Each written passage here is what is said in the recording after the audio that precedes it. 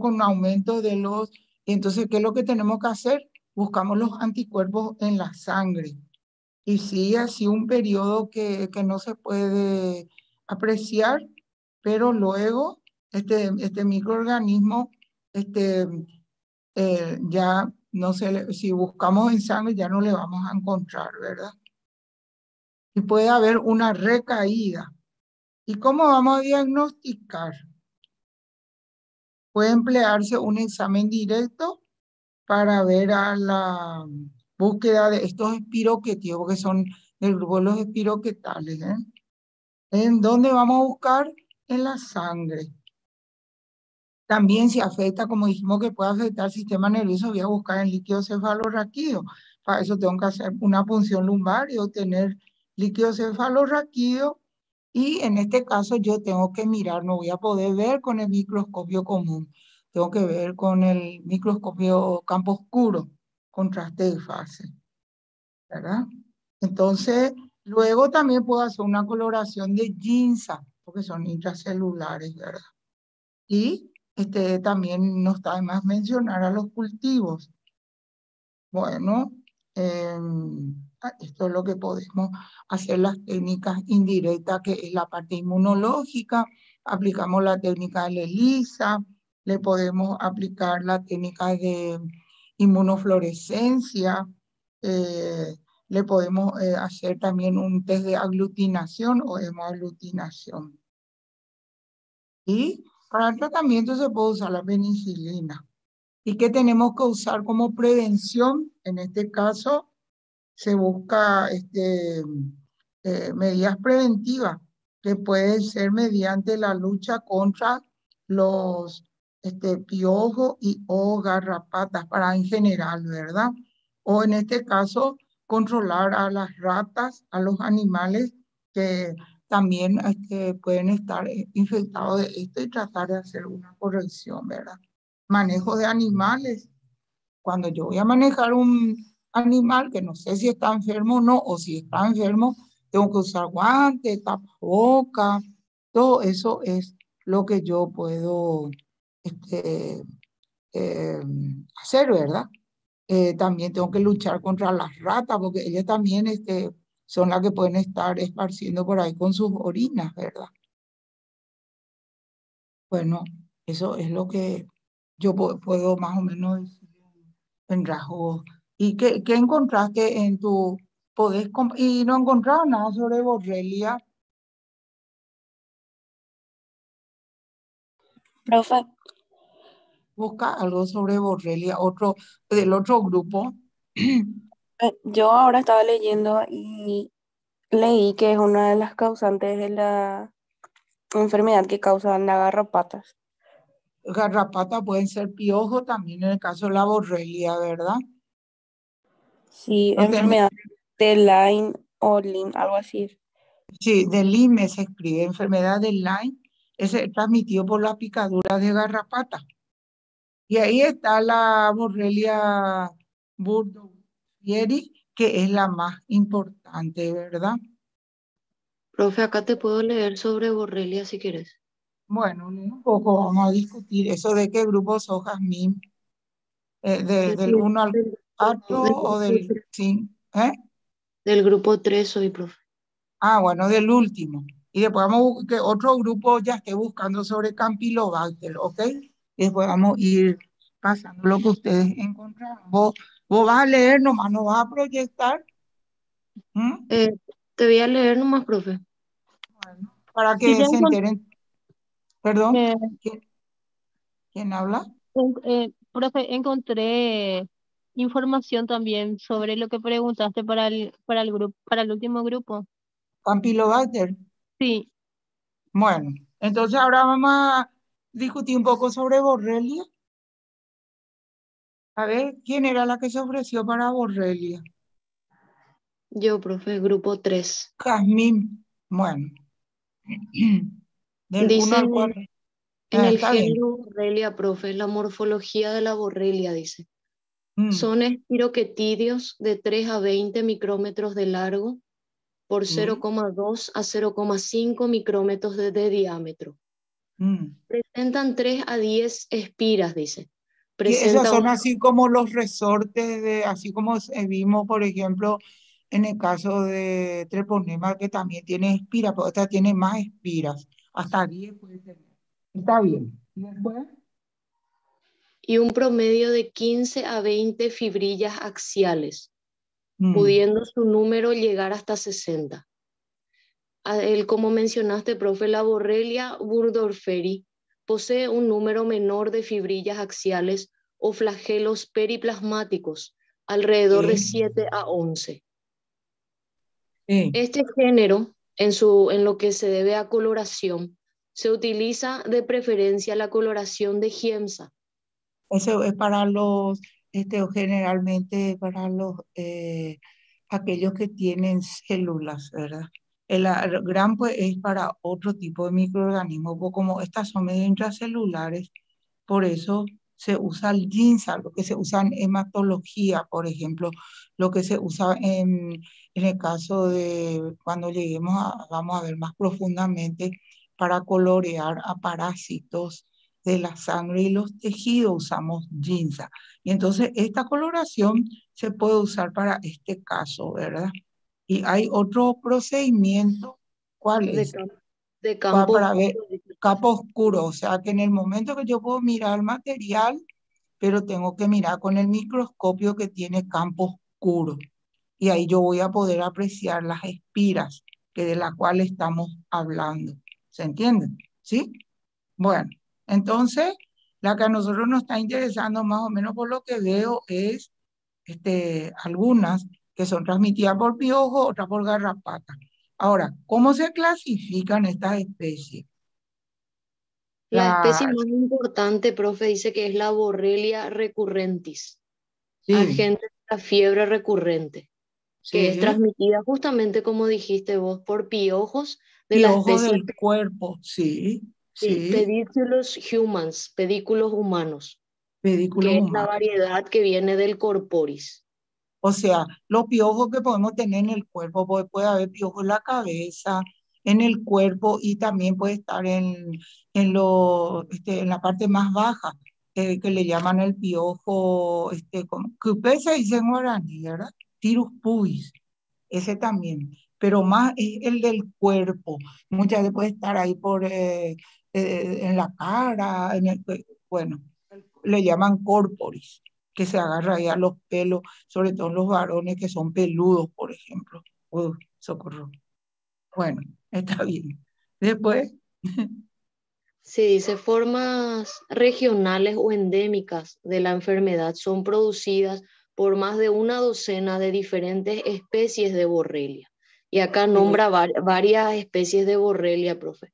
Primeramente el Burgdorferi, después mm, nombra la borrelia hispánica, la sí, borrelia ermsi, sí, el Dutoni, el Parkeri, el Mazotti, también nombra la caucásica, Borrelia caucásica, y dicen que son transmitidas por diferentes garrapatas del género Ornithodoros. sí. Entonces, Actúan como y quiénes reservorios van a actuar como reservorios?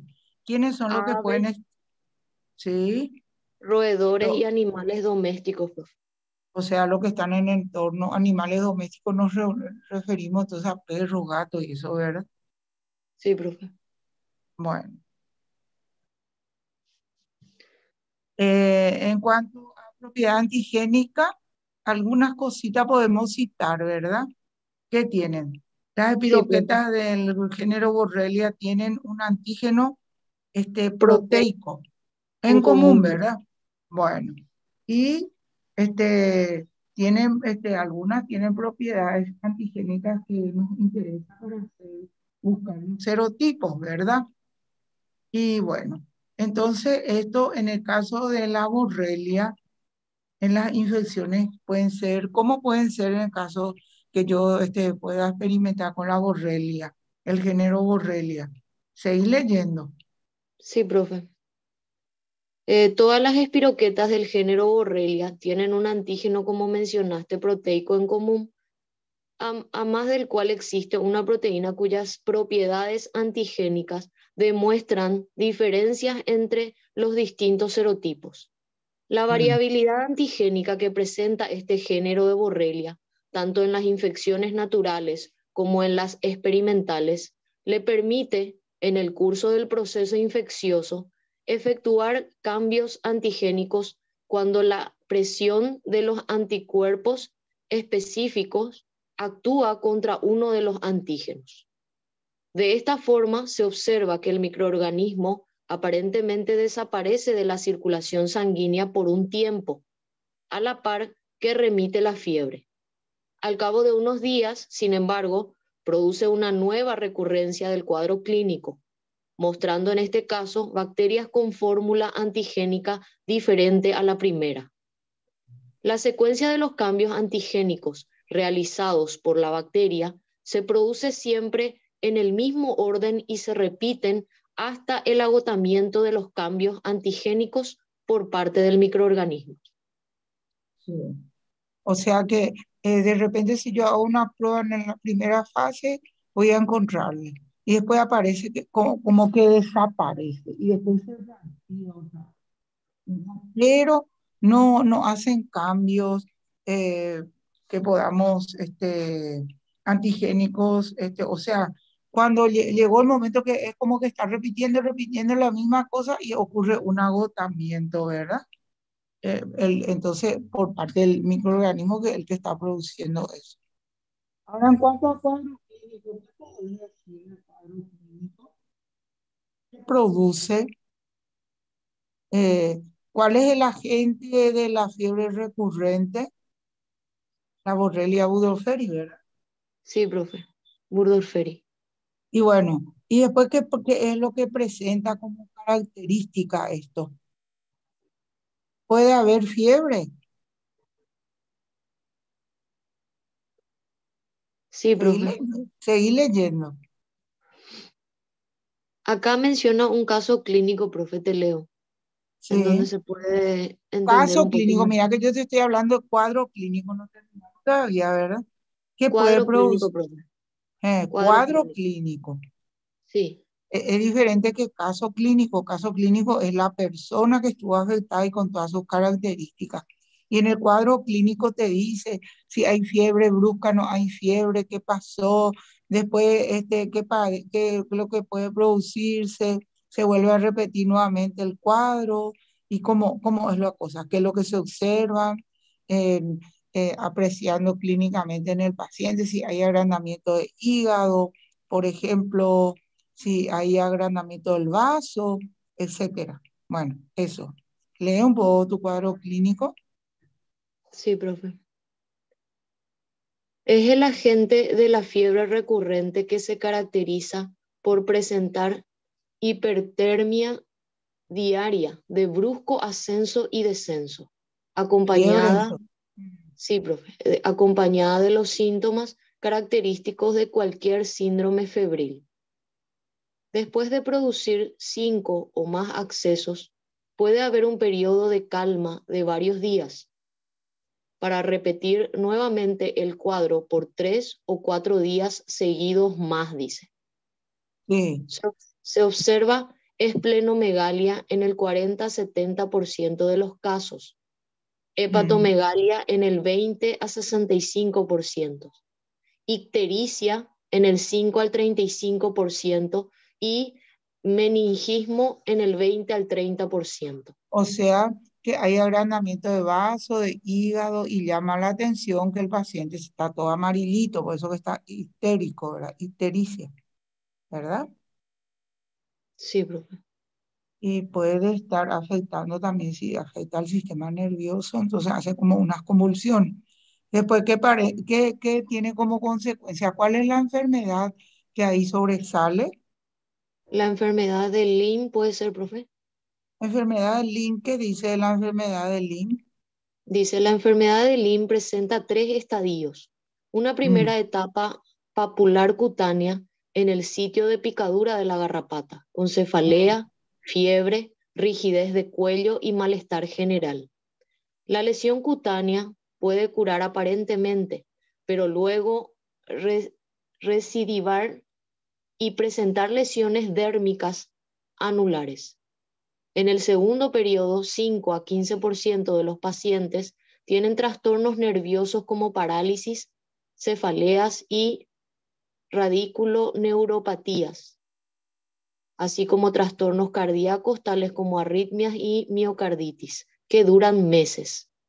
En el tercer y último periodo se produce artritis con o sin fiebre durante años. O sea, que la enfermedad en Lyme es transmitida por la garrapata, ¿verdad? Y presenta todas estas características. Y en el caso de la Borrelia burgdorferi, es transmitida por la picadura de piojo, o este piojo el piojo del cuerpo. ¿Eh? ¿Se entiende? Sí. ¿Se entendió eso? ¿Sí? Sí, profe. Bueno, y en el caso, ¿cómo yo puedo hacer el diagnóstico de esta enfermedad, de estas patologías? Siendo la enfermedad un cuadro septicémico, el diagnóstico se realiza por la observación de los espiroquetídeos en sangre circulante durante los Mm, periodos febriles, realizado sí, por un examen en fresco en campo oscuro, gota gruesa o frotis coloreados con giemsa. En la enfermedad de Lyme se investigan anticuerpos IgG e IgM mediante la IFI o ELISA. Hay reacciones cruzadas inmunofluorescencia indirecta, que es e indirectas. Ajá. Sí, profe. Inmunofluorescencia indirecta o ELISA. Hay reacciones cruzadas con otras espiroquetas.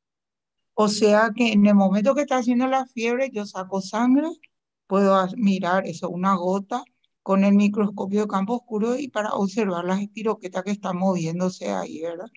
O puedo hacer un extendido y coloreo con ginza, que voy a obtener la misma cosa. Y para el tratamiento, ¿qué podemos mencionar?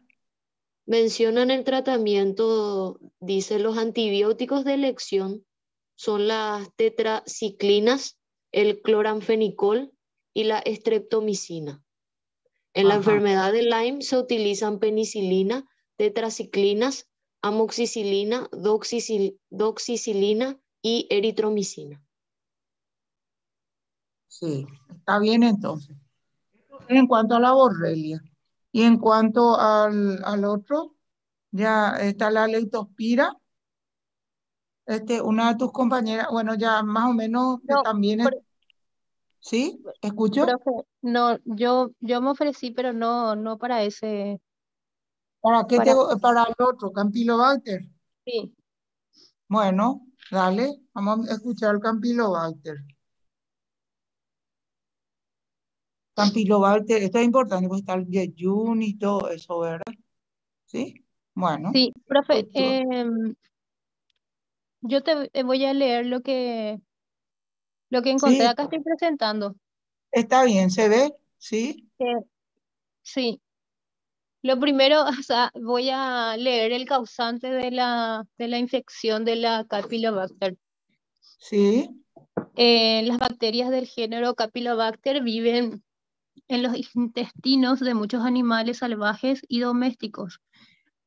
Pueden infectar a los seres humanos cuando las heces de animales contaminan los alimentos, como la carne, sobre todo la de pollo, el agua Sí. procedente de riachuelos o ríos próximos a las áreas de pasto y la leche no pasteurizada.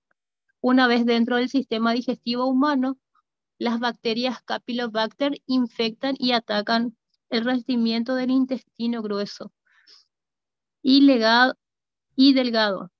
Estas bacterias también pueden afectar otras partes del cuerpo, en algunos casos, sobre todo en bebés de pocos meses y en personas con enfermedades crónicas o sistemas inmunitarios debilitados. Las bacterias pueden entrar en el torrente sanguíneo, lo que recibe es el nombre de bacteremia. Sí. Las infecciones por Campylobacter son contagiosas. Sí. ¿Para qué? Sí, las bacterias pueden contagiar de una persona a otra cuando alguien entra en contacto con la materia fecal procedente de una persona infectada. Todos los pañales sucios de un bebé, los animales domésticos también pueden ser portadores de estas bacterias y transmitidas en los seres humanos. ¿Quién desarrolla infecciones por Campylobacter? Las bacterias Campylobacter infectan a más de 2 millones de los estadounidenses cada año, siendo los bebés menores de 1 año, los adolescentes y los adultos jóvenes los grupos afectados con mayor frecuencia de este tipo de infecciones. Síntomas de las infecciones por Campylobacter. Los síntomas suelen empezar de 1 a 7 días después de la ingesta de alimentos contaminados por estas bacterias. Y los principales síntomas son diarrea leve a grave, Sí. fiebre, retortijones abdominales. La diarrea suele ser líquida o acuosa al principio, pero luego es posible que contenga sangre y mucosidades. A veces el dolor abdominal parece ser peor que la diarrea. En estos casos, esta infección se puede confundir con una apendicitis o un problema relacionado con las páncreas. ¿Qué problema puede causar las infecciones de Campylobacter?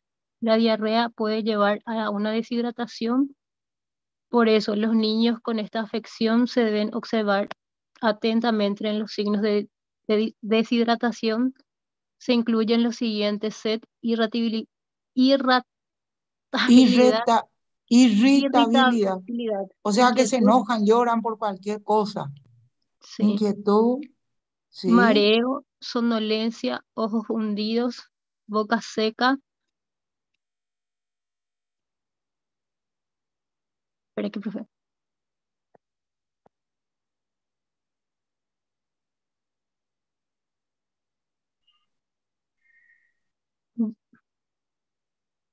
Puede tener boca Sí, seca, muchas eh, veces espumosa. sí.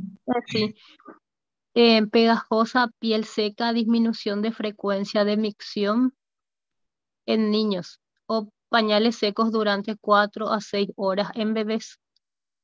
En una cantidad reducida de casos, la capilobacteriosis puede evolucionar a una artritis reactiva, un tipo de inflamación de articulaciones o en contadas ocasiones un síndrome de Guillain-Barré, sí, un trastorno autoinmunitario frecuente. ¿Cómo se sí. diagnostican las infecciones por Campylobacter? Los médicos pueden mandar una muestra de heces al laboratorio para analizar si contiene la bacteria del género Campylobacter. Es posible también que soliciten pruebas de laboratorio, sobre todo si hay sangre en las heces. ¿Por qué le parece que cuando se dice si hay sangre en las heces, yo tengo que diferenciar de otros microorganismos que pueden producir también eliminación de sangre con la materia fecal? ¿Se acuerdan cuando se vio las enterobacterias Shigella, por ejemplo, puede eliminarse materia fecal con estrías de sangre y mucosidad? Y en el caso de la Escherichia coli enterohemorrágica, también yo puedo encontrar. Entonces yo tengo que hacer diferencia para hacer el tratamiento puntual, ¿verdad? Y en caso de parásitos, que vamos a entrar más adelante, el caso de la entameba histolítica puede dar también una diarrea sanguinolenta con mucosidad.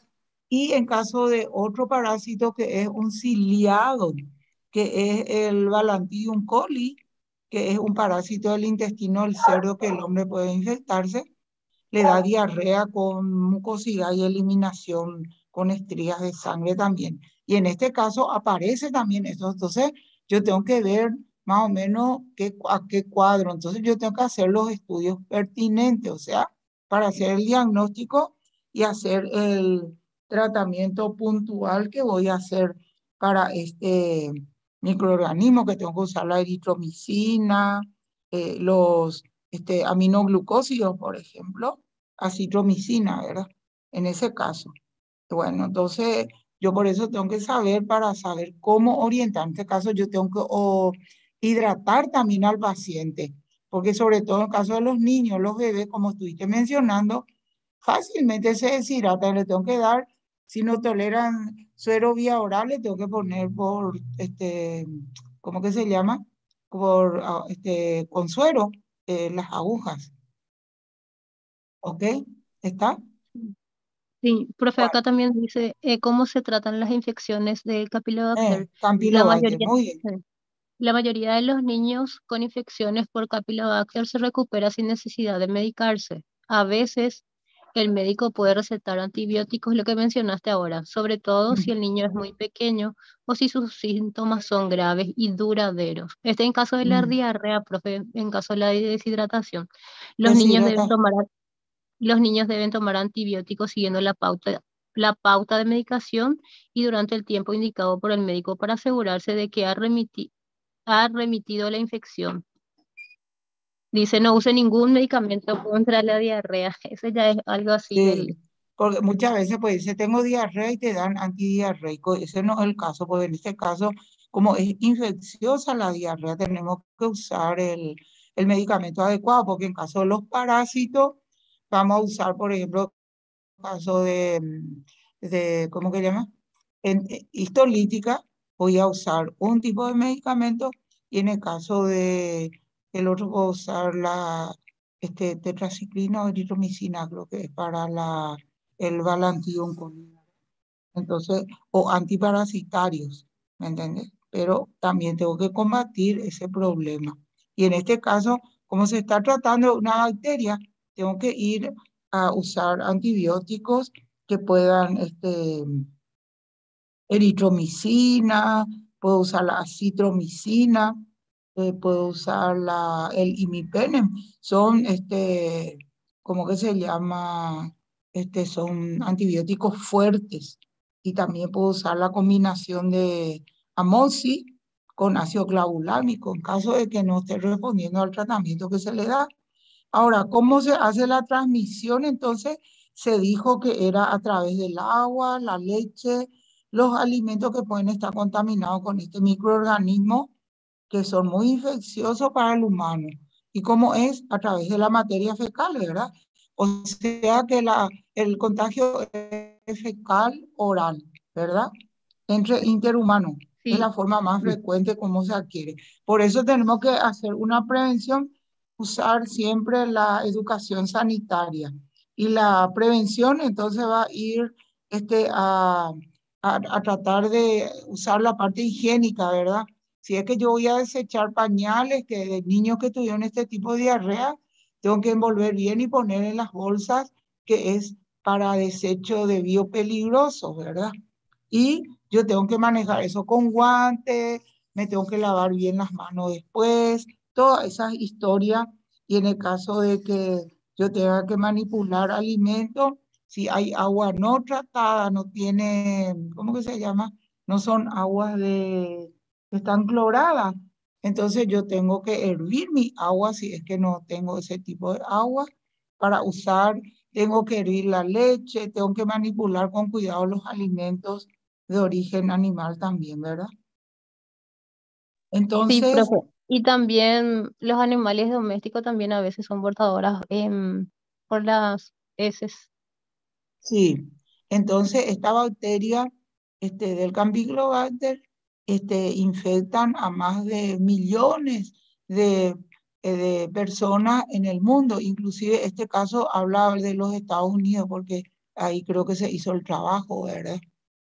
Bueno, y la deshidratación se usa por vía parenteral, ¿verdad? Eso es lo que no me salía. Se le pone el suero hidratándole a la persona, porque los niños en horas, minutos, se deshidratan fácilmente porque pueden vomitar, pero más es la diarrea en este caso. ¿Se entendió acá? Bueno, Sí, ¿no profe. tenés ningún caso clínico?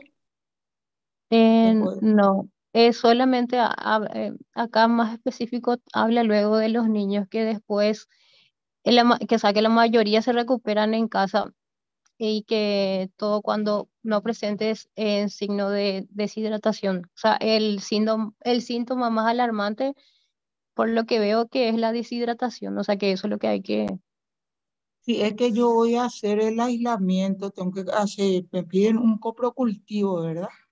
Entonces, hago el cultivo y crece el microorganismo.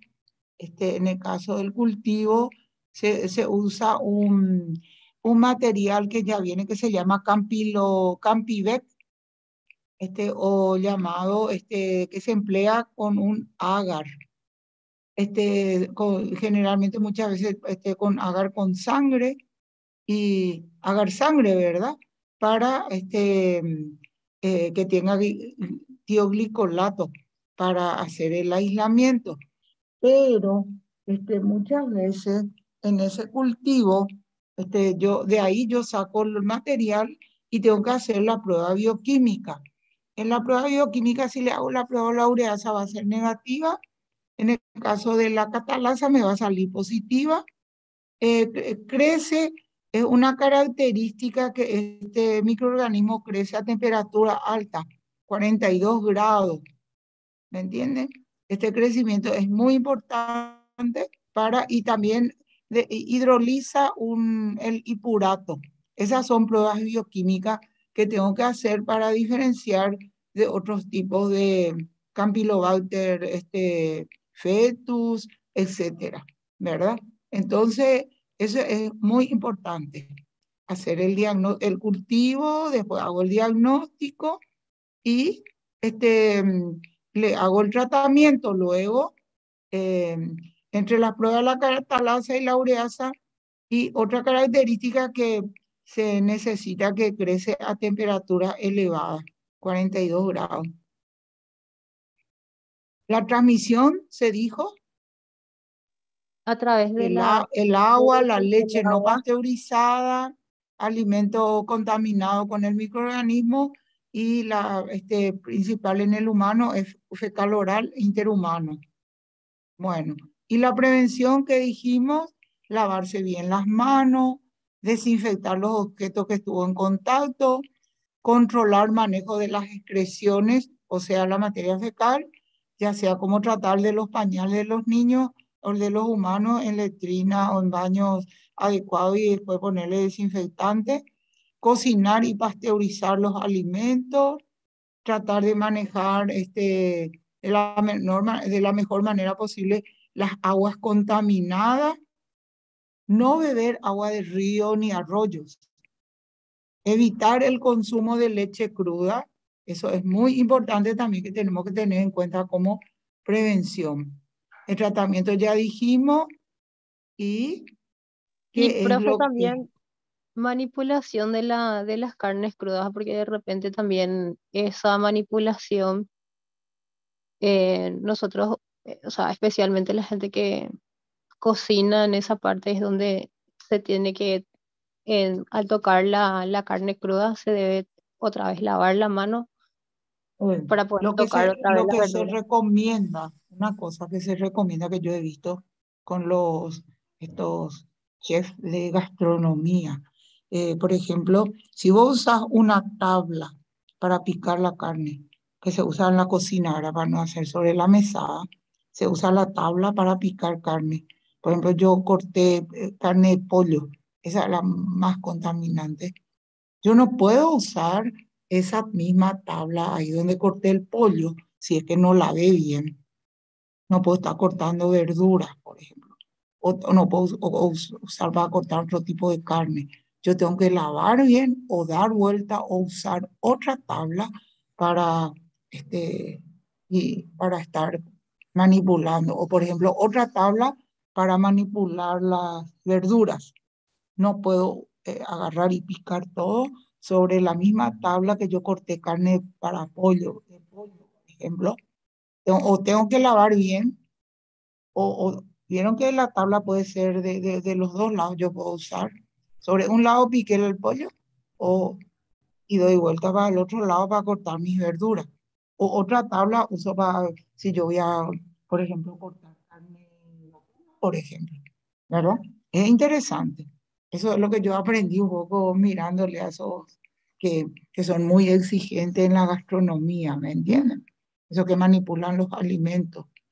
y que muchas veces ellos están trabajando con guantes, etcétera. Bueno, ¿no pueden encontrar algún caso clínico de esto?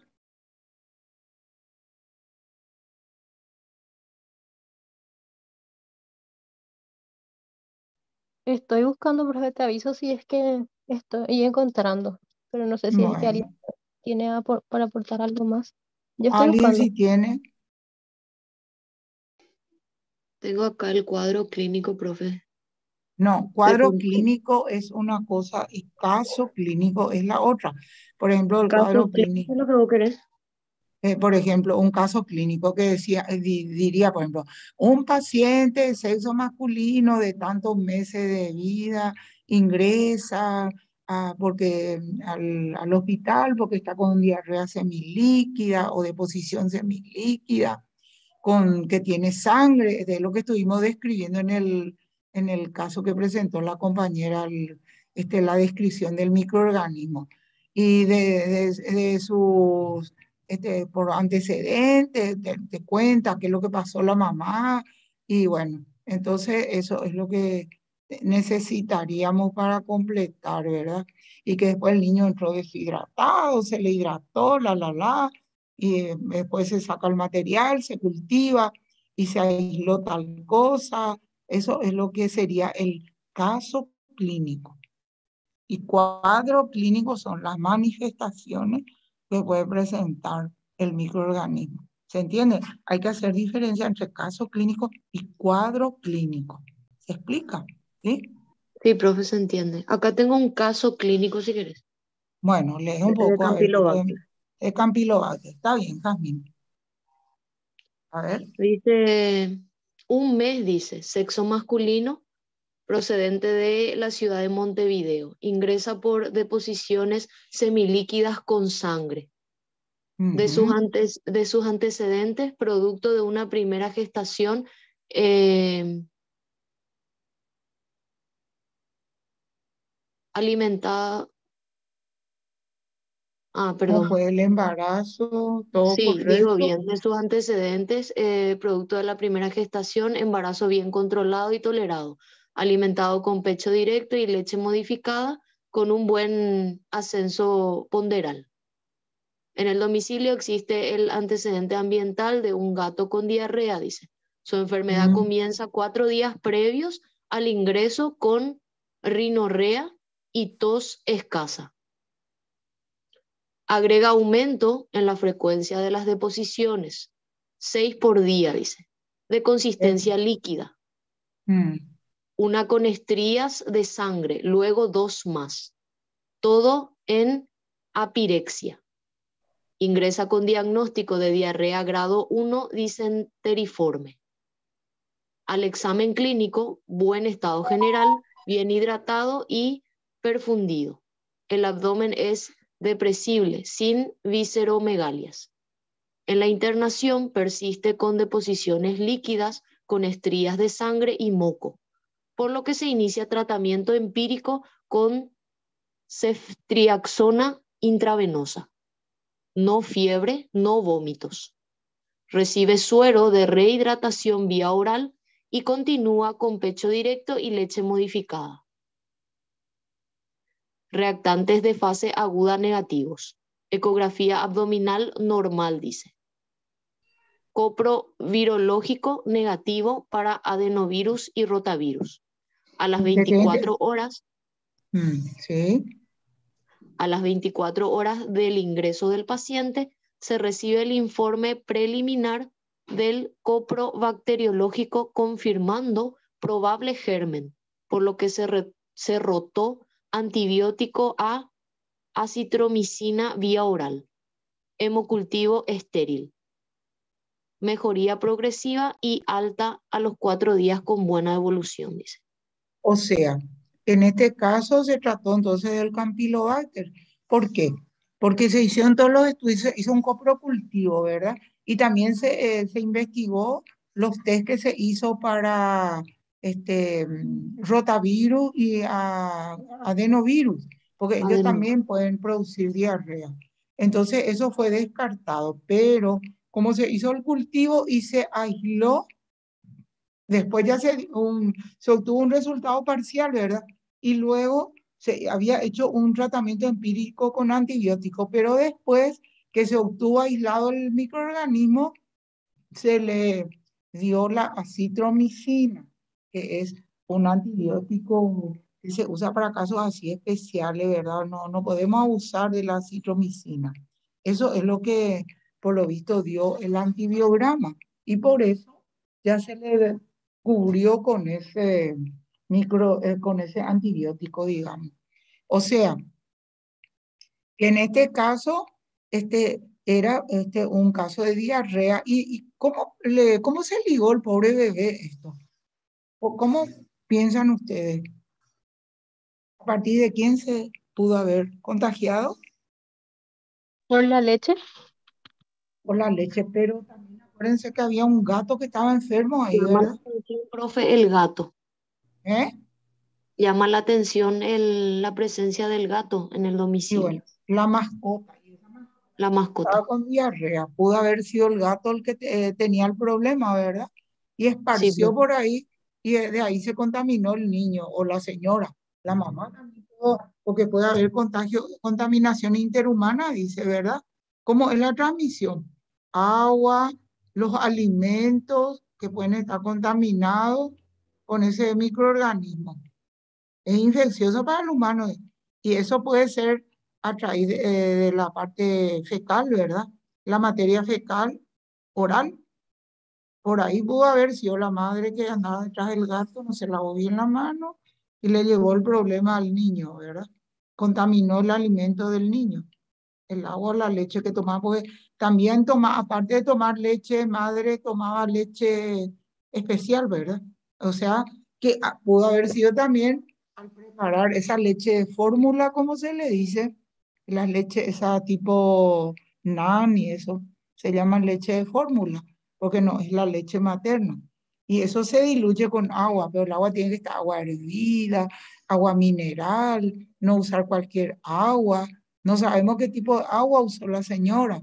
Y aparte de eso, no se lavó bien las manos para manejar, ¿verdad? Que es lo más importante. Y es muy probable, profe, que Es de ahí haya sido. probable que de ahí haya sido. Se dan cuenta, es muy importante leer primero la base para poder interpretar los casos clínicos, casos clínicos, ¿verdad? No hay que confundir cuadro clínico con caso clínico. Casos clínicos son esto que apareció con el niño, etc. Cuadro clínico es en general que aparece fiebre, que aparece la diarrea, que esto, que lo otro. Esos son los cuadros que uno puede apreciar clínicamente. ¿Se entiende? ¿Sí? Sí, ¿Se profe. explica? ¿Entendieron los otros compañeros tan calladitos ahí? ¿Entendieron, chicos? ¿Eh? Sí, por ejemplo, que te dice que aparece diarrea, vómito, esos serían los cuadros clínicos que pueden aparecer, por ejemplo, en, en, y ahí yo puedo investigar quién es el reservorio, así como en este caso que estuvimos hablando del Campylobacter, pueden ser reservorio perros, gatos, se dijo, y acá en este caso justamente que se presentó, decía que el gato estaba con diarrea, ¿verdad? Eso llama la atención también. Pueden ser aves de corral, pueden ser vacunos que pueden estar. Y esto se hace a través de la fecal oral, ¿verdad? Como la forma de transmisión a través de agua contaminada, pues no todos tienen acceso al agua potable. Puede ser agua de arroyo, de río, eh, la leche no pasteurizada o no cocinada, los alimentos que se contaminaron que, a través de la materia fecal de- porque es muy infeccioso para el humano. Entonces, como dice, forma de contagio, fecal oral. A través de la materia fecal, yo puedo haber manipulado el pañal. En el caso que se contamine un adulto, si yo manipulé el pañal de ese niño que estuvo infectado, le puedo transmitir, se puede contagiar también. O por manipular este, materiales que estuvo en contacto con este animal, tal vez yo pienso que el gato se infectó con eso eliminó la materia fecal, esparció por todas partes, porque los gatos de repente tienen sus lugares de ir a eliminar sus heces, pero muchas veces son mal educados, digo yo, y en cualquier lugar lanzan sus materiales, sus deyecciones, digamos, ¿verdad? Y eso puede estar contaminando el suelo o qué sé yo. Puede ir a lo mejor la persona tenía alguna huerta o un lugar, un jardín, donde puede tener algunas cositas y bueno, y de por ahí todo. Muchas interrogantes podemos hacernos, ¿verdad? Sobre ese caso. ¿Está bien? ¿Qué les parece? ¿Importante? ¿Interesante? Bueno, por lo menos pudimos completar lo que nos indicó el profe, ¿verdad? Pudimos cubrir cantidad. ¿No? ¿Falta? La borrelia. Sí, Bueno, Borrelia ¿tenés? hablamos, profe. ¿Eh? Yo Borrelia. hablé de la borrelia. Y la leptospira. Esta es la... Voy a ver este caso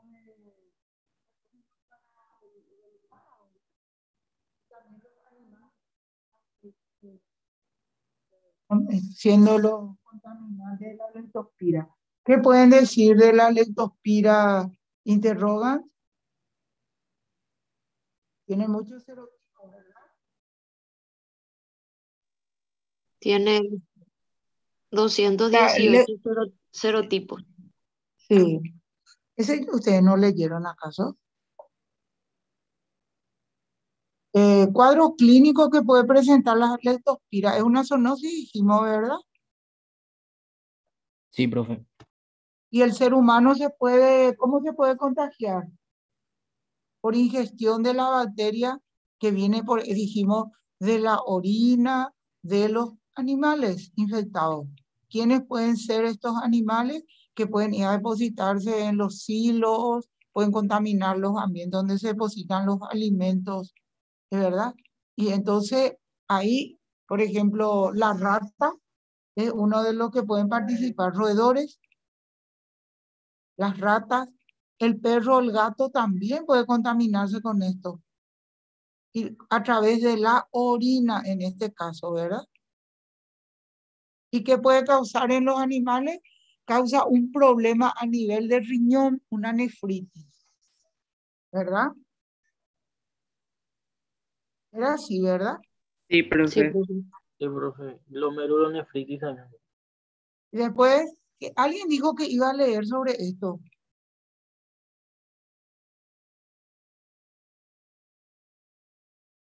Puede haber cuadros clínicos en forma leve o muchas veces puede pasar desapercibido. Y después hay un periodo de incubación que puede ir hasta 2 semanas. La 20 leptospira, días, profe. perdón, Sería 5 a 20 días el periodo bueno, de incubación. sí. Y la fiebre puede ser alta cuando afecta, porque esto afecta, el microorganismo está circulando en sangre, se dice leptospiremia. Entonces puede alcanzar ¿a qué temperatura la fiebre?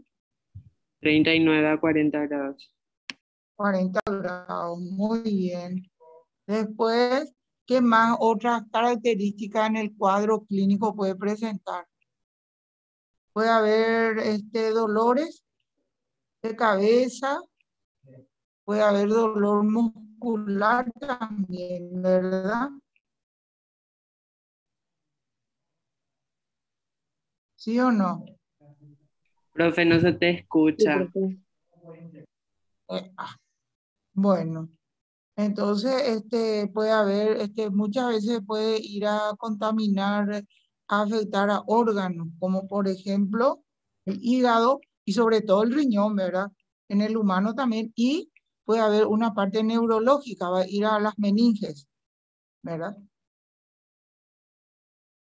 Puede haber recidiva, parece que aparentemente está todo ya disminuido, es inaparente, y luego se reactiva esto.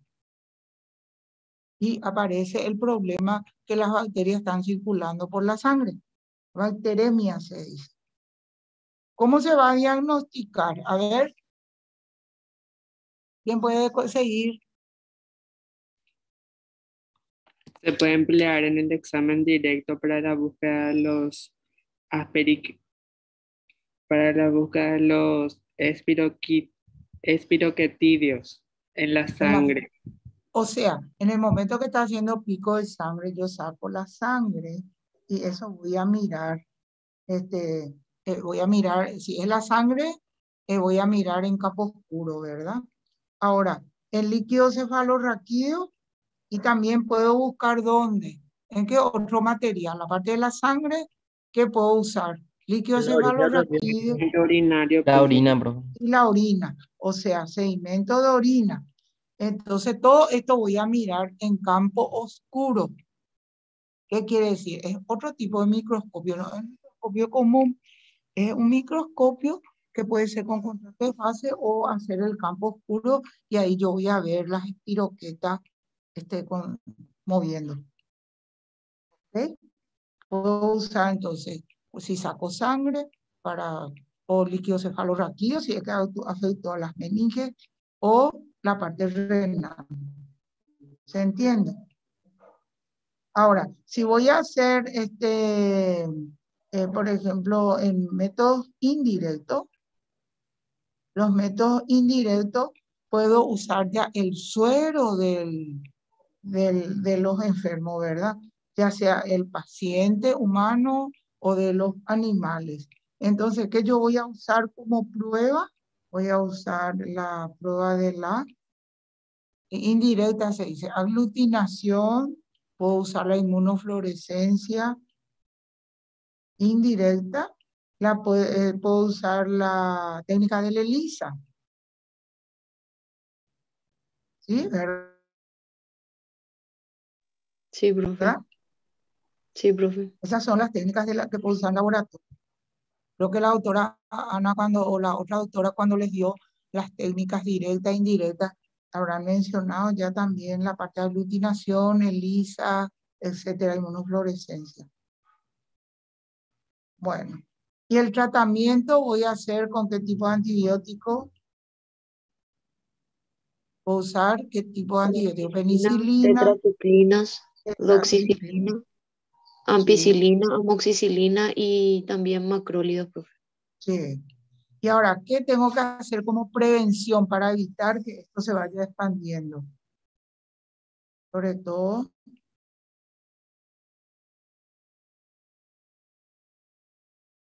en el caso de la leptospirosis, se tiene que tomar, protegerse, ¿verdad? La higiene. Si es que yo voy a manipular estos materiales de estos pacientes o de estos materiales, ya sea sangre, ya sea, tengo que usar guantes, ¿verdad? Y bata con mangas largas, si es que voy a estar manejando los animales sobre todo, tengo que usar guardapolvo, ¿verdad? Y sobre todo si se tratan de estos animales que están enfermos, ¿verdad? Porque me pueden contaminar.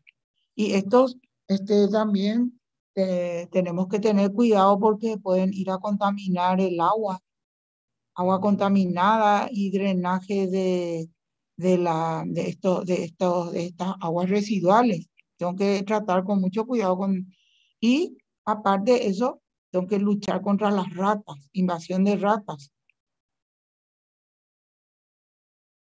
Que pueden estar eliminando por sus orinas este microorganismo.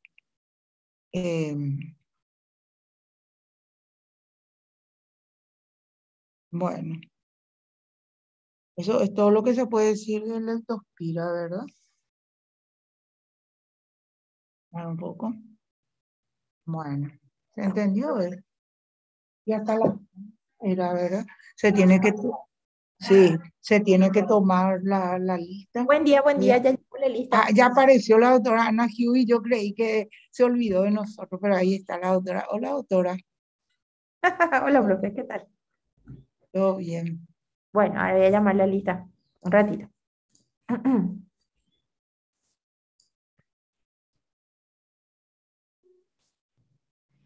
A tu carro Añasco, Presente. Antunes, Presente, doctora. Arias, Presente. Arrúa, Presente, doctora. Báez Carlos, Presente. Báez Mercedes, Presente. Vareiro, Presente. Benítez Melgarejo, Presente. Benítez Román, Presente. Cardoso, Presente. Chamorro,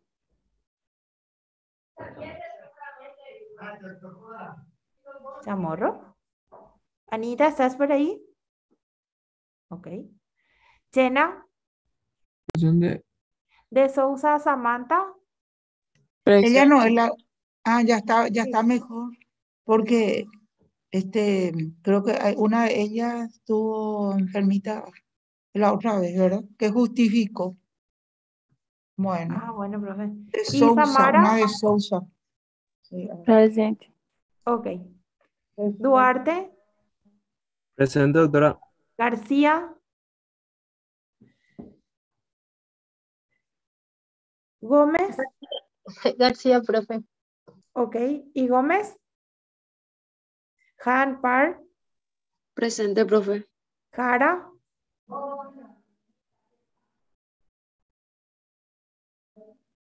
López Benítez, Presente, profe. Lugo Dávalos,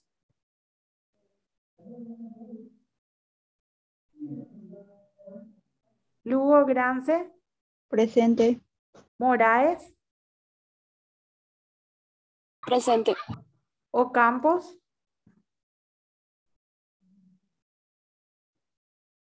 Ortega, Patiño, Presente, profe. Pertile, Presente. Portillo, Presente, profe. Rojas,